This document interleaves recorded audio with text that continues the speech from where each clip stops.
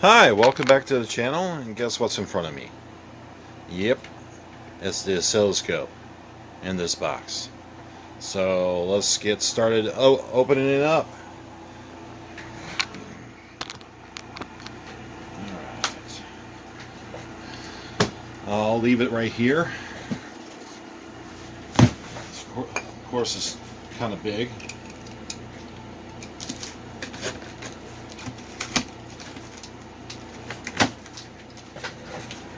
And you cannot see that. Alright, hold on. Let's get you up here.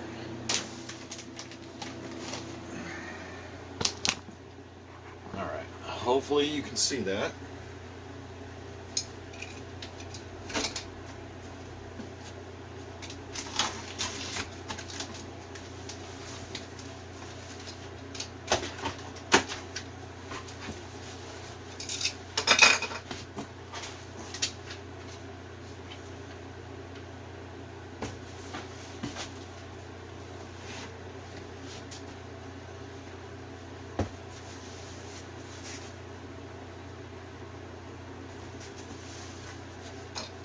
All right.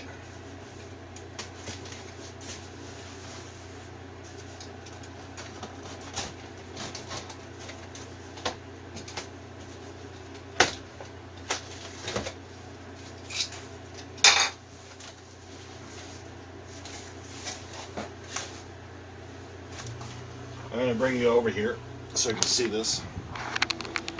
All right, so this is in the package. The power cable down there. It would focus.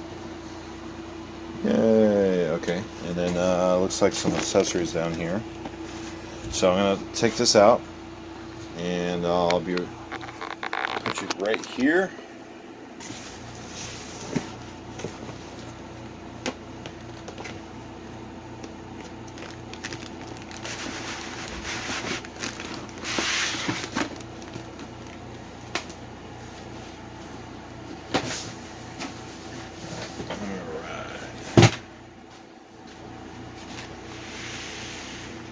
Got the user's quick start, power cable, a probe and accessories. Actually, two probes and accessories. This is a user's guide, a 1x10 oscilloscope probe, and this is a 1x10 oscilloscope probe. Two probes. On a USB cable to connect to your computer. Alright, so those are the accessories. Let's put those back into the box.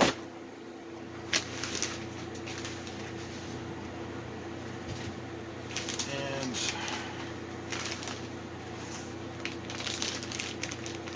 there it is. The oscilloscope. Oscilloscope. Alright, nice packing. Doesn't seem like it's damaged in any way. And that's the right setup. There's USB, buttons on the side, all kinds of connections. And we have a piece of tape right here. Cut that.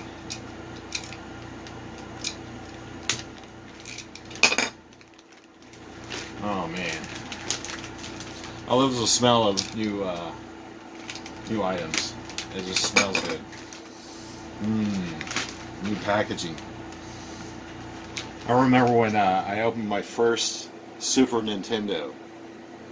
It smells just like that, and the excitement of having the Super Nintendo is equivalent of this, because you can do so much with this. So there it is. Little handle, big old screen. This is Siglent SD 1052DL. Digital storage oscilloscope. 50 hertz, 500 megaseconds, mega samples, sir, probably. So have all the bells and whistles and whatnot. And let's see, on the side there's a power. On the back we have the voltage between 100 and 240. There's no connection or a switch for that. Automatically does it, auto senses. So we have a USB device on the back port and also a LAN function, which is nice. We have an on and off button on the top, and on this side there's nothing. On the bottom we have the two kickstands, so we can set it up and it'll sit just like that. And let's see how it works over here.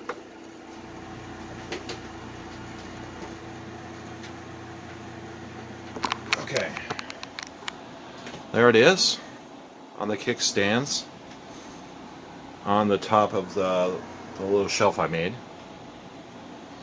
Let's see how it looks without those kickstands.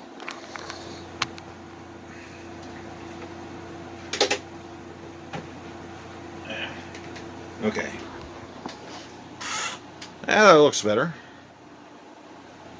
So you can have your power supply there and your oscilloscope right there. So then my little work area is right here.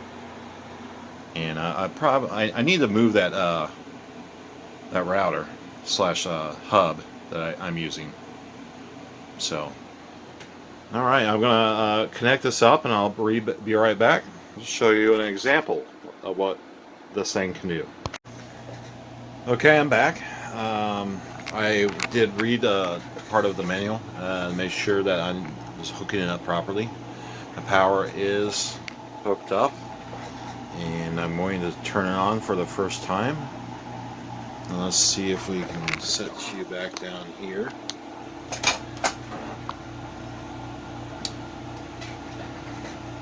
Alright, let's turn it on.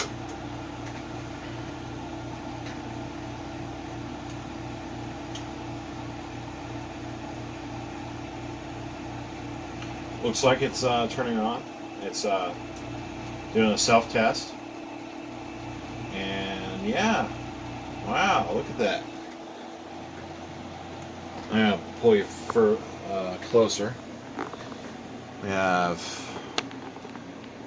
the main display and our control panel on this side. So what I'm going to do is I'm going to go ahead and hit set default setup,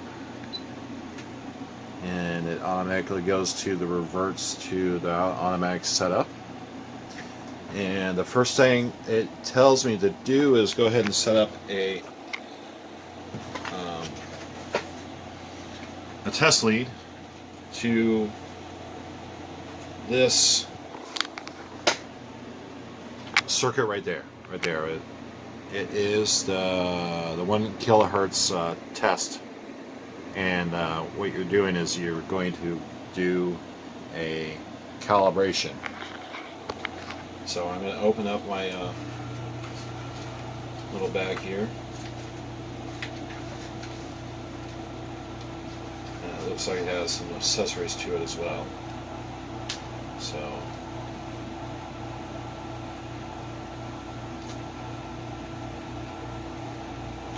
and then we have our little hook. I don't know if you can see that. Can you see that? Yeah. That's where you probe into. This goes to the grounds, grounding, wherever you need to do is go to the ground.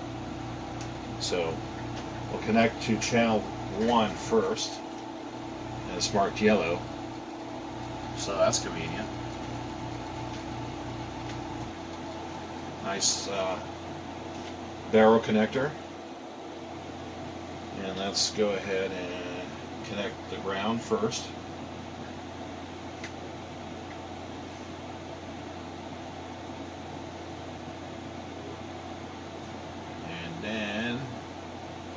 Dan. No more of that. Got this. And this is what we're getting. Let's see. Can we see this?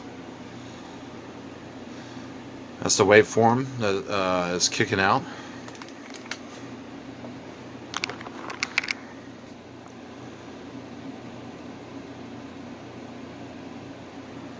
Alright.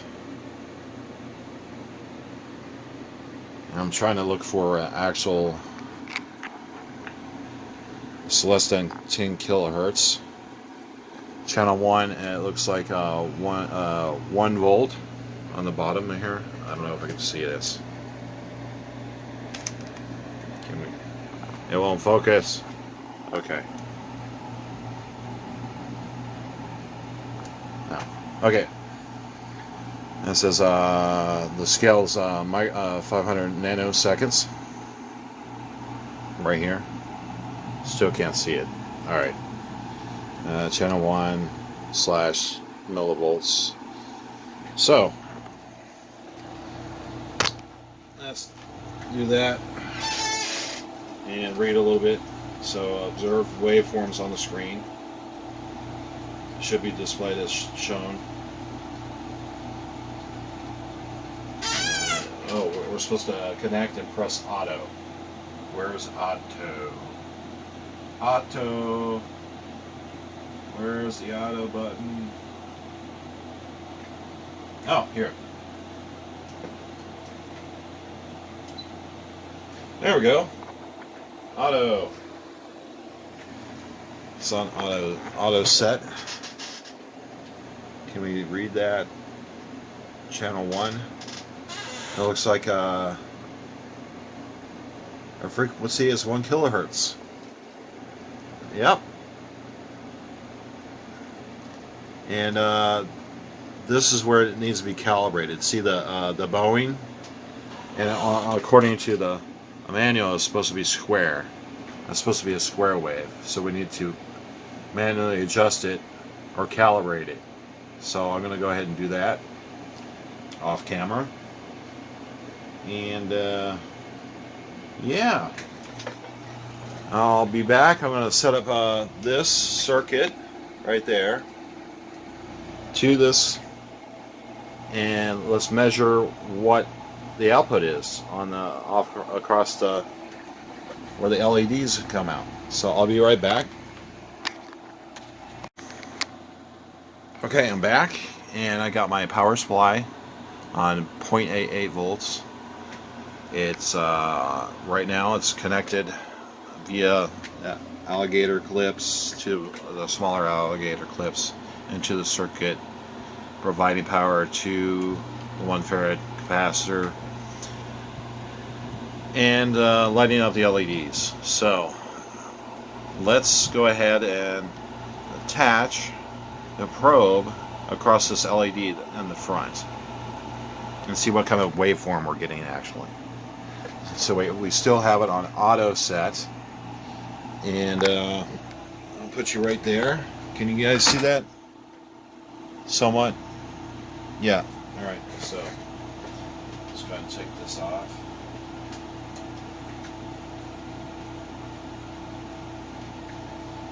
Now, alright, right side is brown. Hopefully it'll hold this.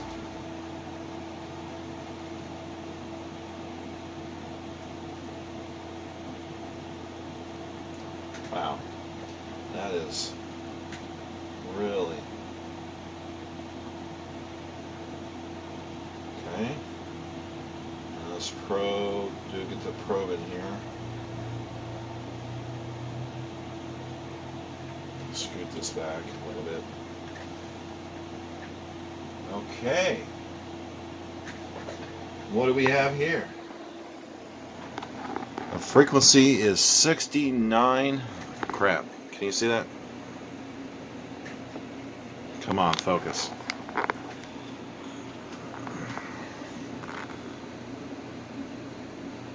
$68 kilohertz? Yeah. So, Let's go ahead and see if we can auto do this.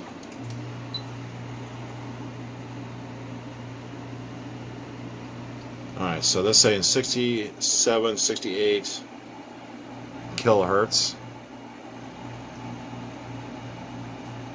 That's pretty cool. Okay, and let's see what else we got here. Channel 1, 100 millivolts per division. We got the frequency, so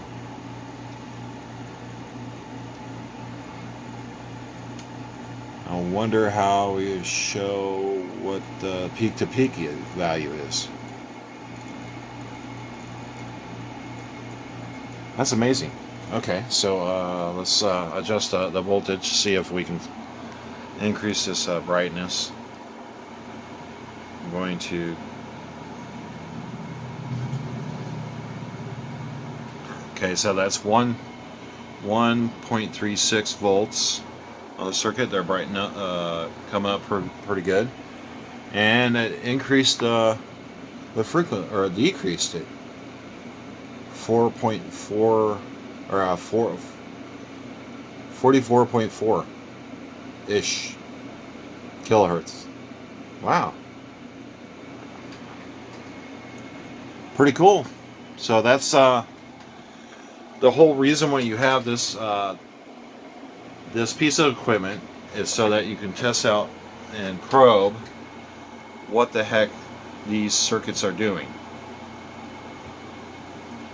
So I thought that would be an interest to you, and I'm very excited for this piece of equipment. You can do a lot with it. You can calibrate a lot of different other pieces of equipment with this single one. And it's a must-have for your electronics lab, which this is steadily becoming. So thank you very much for watching, and I hope you have a great day. Okay, I had to add this in here. I'm going to turn off the volt, or the actual power supply, and watch the volts come down, and watch this monitor. So turning this off, the volts are coming down, and what's happening is the frequency is coming up, and it's reducing the power output of that, and we're at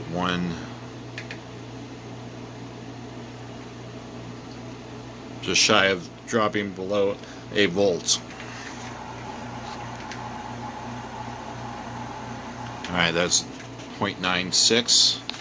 We're at 62 kilohertz right now, and see if I can hold this steady enough. It's increasing in kilohertz, and I don't know if you could see this, but it's narrowing the bands. Alright, we're 0.76. We still are lit up. 0.70. Still lit up. 0.65. And 6.2. And then it's gone. Okay, now we're at 90 kilohertz, and we're dropping, and it's still operating. So even below that threshold of the actually lighting up, and right now it's climbing. We're at 0.48 volts, and then it just completely drops out. I wanted to share that with you. That's about 0.47, I think, when it completely drops out. Alright, well, thank you very much for watching, and you have a beautiful, great day.